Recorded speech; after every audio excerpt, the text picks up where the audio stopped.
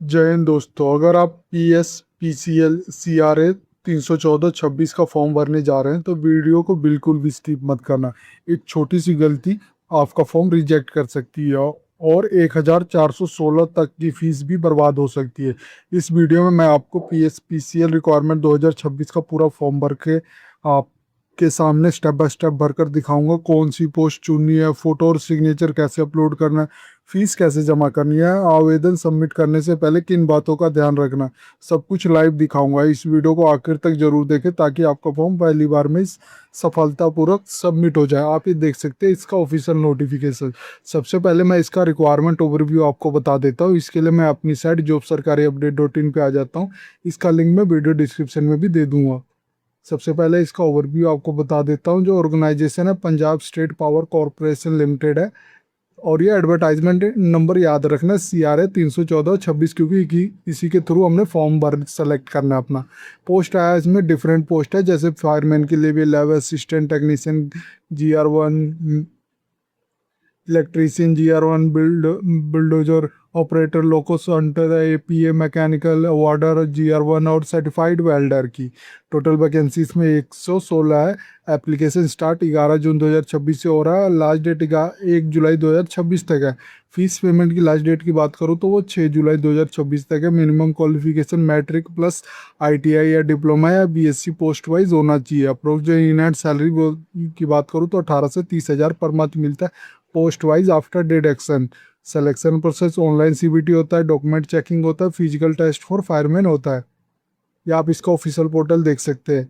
इसको स्क्रॉल नीचे करेंगे तो आप ये देख सकते हैं इसका सारी डिटेल मैंने डिटेल में बताया हुआ है, तो एक बार जरूर चेक करें। इसका लिंक मैंने वीडियो डिस्क्रिप्शन में भी दिया हुआ है। आप इसको स्क्रॉल नीचे करेंगे तो आप ये देख सकते हैं अप्लाई ऑनलाइन का बटन होगा। ये आप देख सकते हैं अप्लाई ऑनलाइन का बटन, हम इसको क्लिक कर देते हैं।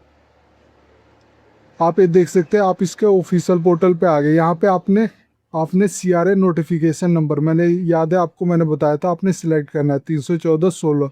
ये आप यहाँ भी चेक कर सकते हो। हमने जो एडवर्टाइजमेंट नंबर सिलेक्ट करना है ये आप देख सकते हो।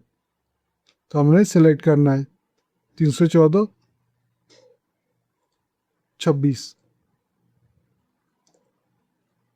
जैसे हमने सिलेक्ट किया आप ये देख सकते हो डिटेल एडवर्टाइजमेंट हो वेरी photo 10 number cadre related to thermal और इन PSPCL। यहाँ पे आपने ये देख सकते हो सेलेक्ट कर लिया। आप यहाँ पे देख सकते हो दो बटन दिए गए। न्यू रजिस्ट्रेशन के लिए अगर रजिस्टर ऑलरेडी आपने कर रखा है तो यहाँ पे करके लॉगिन करोगे। मैं इस वीडियो में आपको रजिस्ट्रेशन से लेकर पेमेंट तक बताने वाला हूँ। आप ये डेट देख सकते हो। मैं न्यू रजिस्ट्रेशन के बटन पे क्लिक कर देता हूँ। यहाँ पे आप देख सकते हो न्यू यूज़र रजिस्ट्रेशन। यहाँ पे आप देख सकते हो पोस्ट अप्लाइड फॉर। जिस भी पोस्ट के लिए आप अप्लाई कर रहे हो वहाँ पे आप सेलेक्ट करो सर्टिफाइड वेल्डर और auxiliary plant attendant, bulldozer operator, laboratory assistant, electrician grade 1, technician grade mechanical, technician grade instruments, welder grade, loco centre operator या फायरमैन। जिस भी को आप अप्लाई करना चाहते हो वो सिलेक्ट कर लोगे। फिर कैंडिडेट नेम यहाँ पे एंटर करना है, फादर नेम एंटर करना है, मोबाइल नंबर एंटर करना और ईमेल आईडी एंटर करना। फिर यहाँ पे आपने क्लिक कर लेना। फिर आपने सेंड OTP करना है। जैसे ही करोगे आपका मोबाइल नंबर और ईमेल आईडी पे OTP आएगा, जिसको आपने यहाँ पे फिल करना और वेरीफाई OTP पे क्लिक कर देना है। इसके बाद फ्रेंड आपका रजिस्ट्रेशन कंप्लीट हो जाएगा और आप ये देख सकते हो आपका रजिस्ट्रेशन नंबर यहाँ पे शो कर रहा होगा और आपको ईमेल और SMS भी सेंड कर दिया होगा आपका रजिस्ट्रेशन नंबर। ये ध्यान देना उस रजिस्ट्रेशन नंबर को आपने संभाल के रख लेना है। फिर आप जिस भी पोस्ट के लिए अप्लाई कर रहे हो आपका पोस्ट यहाँ पे शो कर रहा होगा। ये ध्यान देना जो ST का साइन होता है वो मैंडेटरी होता है। यहाँ पे आपका नेम शो कर रहा होगा। यहाँ पे आपने इमेज अपलोड करनी है। ध्यान देना वो 20 से 50 KB के बीच होनी चाहिए और रेजोल्यूशन 150 से 200 होना चाहिए। आप यहाँ अपलोड कर सकते हैं। चूज फाइल करके अपलोड फोटो पे क्लिक कर देना। फिर आपने अपना डेट ऑफ बर्थ सेलेक्ट करना है। पहले डेट, फिर मंथ, फिर ईयर बताना है आपने। फिर candidate state UT of birth, आपका जहाँ पे जन्म हुआ वो अपने स्टेट सेलेक्ट करना है। फिर इसके बाद आपका फादर नेम शो कर रहा होगा। फादर DOB आपने एंटर करना, यहाँ पे चूज कर लेना। फिर father state UT of birth, father का जो भी स्टेट UT में बर्थ हुआ था वो आपने बताना है, जिस भी स्टेट में हुआ था। फिर आर यू डोमिसिलियो पंजाब, यस। अगर आप डोमिसिलियो पंजाब हो तो यस कर दोगे। तो इससे फ़ायदा ये होगा कि आपको जो छूट मिलेगी वो गवर्नमेंट के हिसाब से मिलेगी। अगर आप डोमिसाइली पंजाब के नहीं रहोगे तो आपको एज रिलैक्सेशन या जो भी छूट है वो नहीं मिलेगी। ये आप देख सकते हो। अगर आपको पास डोमिसाइली नहीं है तो आपको जर्नल के थ्रू ही भरना पड़ेगा। अगर आपके पास डोमिसाइली है तो आप अपनी कैटेगरी वाइज आप चूज कर सकते हो। फिर इसके बाद आ जाते हैं जेंडर। आपने जेंडर सेलेक्ट करना है, जिस भी जेंडर को आप बिलोंग करते हो। फिर आपने यहाँ पे इमेज सिग्नेचर यहाँ पे अपलोड करना है। ये ध्यान देना, जो सिग्नेचर होगा वो आपका जेपीजी फॉर्मेट में होगा और 10 से 20 केबी के बीच होना चाहिए। यहाँ चूज करके अपलोड कर लोगे। फिर आपसे मैरिटल स्टेटस आपसे पूछ रहा है, मैरिड हो, सिंगल हो या अनमैरिड हो, जो भी हो बताओगे। फिर नेशनैलिटी आपने चूज करनी है, इंडियन हो या अदर हो। फिर आपसे पूछ रहा है service detail in case of ex serviceman. अगर आप in case of ex serviceman हो तो आप डेट ऑफ एंट्री आप एंटर करोगे, डेट ऑफ डिस्चार्ज आपने एंटर करना है। In case of sport person, अगर आप स्पोर्ट पर्सन हो तो सर्टिफाइड इशू अथॉरिटी आपने यहाँ पे एंटर करना और यहाँ पे अपना ग्रेजुएशन आपने एंटर करना। गेम जो भी खेलते थे वो बताना और जो पोजीशन आपकी आई थी वो बतानी। फिर आपसे पूछ रहा है सर्विस एम्प्लॉय ऑफ PSPCL। अगर आप ऑलरेडी PSPCL में काम करते हो तो आपने यस चूज कर लोगे।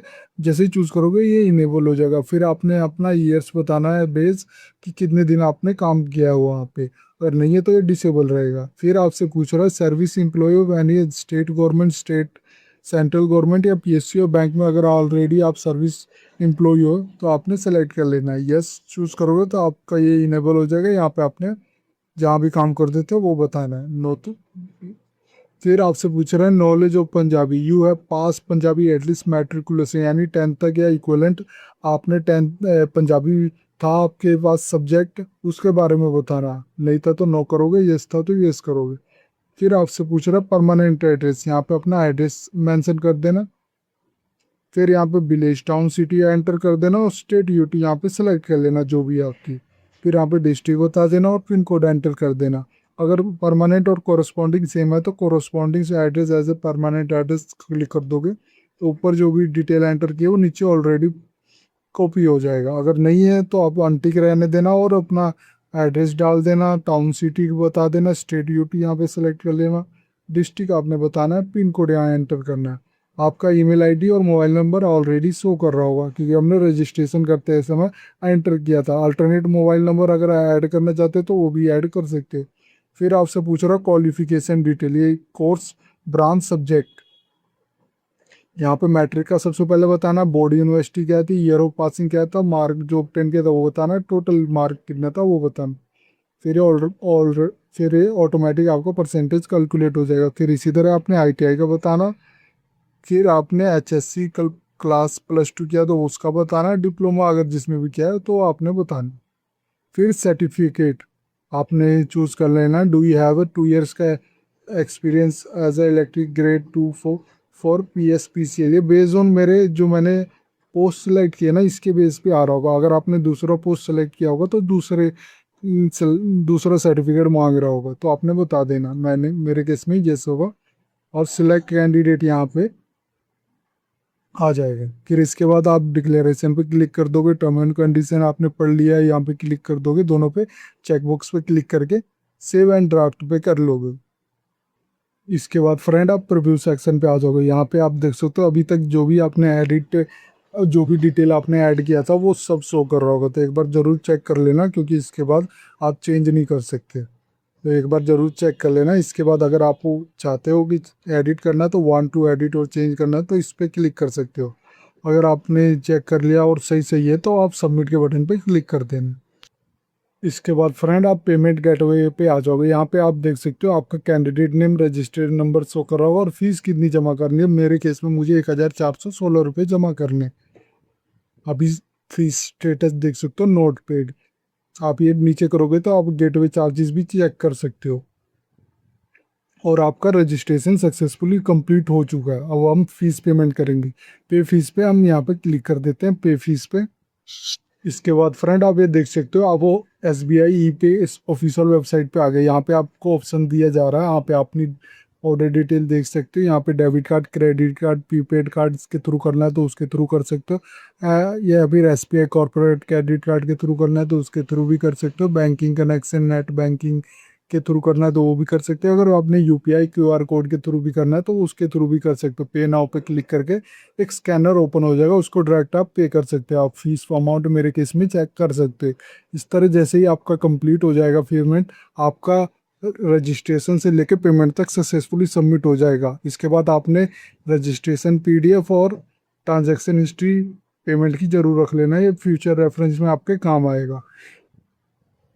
इस तरह मैंने बताया कि पीएसपीसीएल का जो वैकेंसी लिख ली है उसका फॉर्म आप बिना किसी गलती से कैसे कर सकते हो। ये ध्यान देना, इसमें 116 वैकेंसी है। अगर ये वीडियो आपको अच्छी लगे तो please like and subscribe my channel. धन्यवाद।